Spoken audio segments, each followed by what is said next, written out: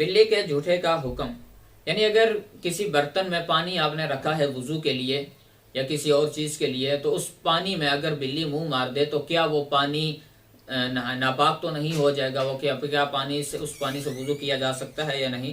تو اس بارے میں حضرت ابو قتادہ رضی اللہ تعالی عنہ کی بھتیجی ہیں، وہ روایت کرتے ہیں کہ حضرت ابو قتادہ رضی اللہ عنہ تشریف لائے تو میں نے ان کے لیے وضو کا پانی رکھا تھا کہ بلی آئی اور وضو کا پانی پینے لگی، تو یہ دیکھ کر حضرت ابو قتادہ رضی اللہ عنہ نے وضو کے پانی کا برتن بلی کی طرف جھکا دیا۔ حضرت ابو قتادہ رضی اللہ تعالی عنہ کی بھتیجی ہیں کبشہ، وہ کہتی ہیں کہ اس دوران ابو قتادہ رضی اللہ تعالی عنہ نے مجھ کو دیکھا کہ میں ان کی طرف دیکھ رہی ہوں۔ یہ دیکھ کر انہوں نے کہا کہ کیا تجھے تعجب ہو رہا ہے میری بھتیجی؟ میں نے کہا جی ہاں۔ اس پر حضرت ابو قتادہ رضی اللہ عنہ نے کہا کہ رسول اللہ صلی اللہ علیہ وسلم کا فرمان مبارک ہے کہ بلی ناپاک نہیں ہے، وہ تو ہر وقت گھروں میں ادھر ادھر گھومتی رہتی ہے۔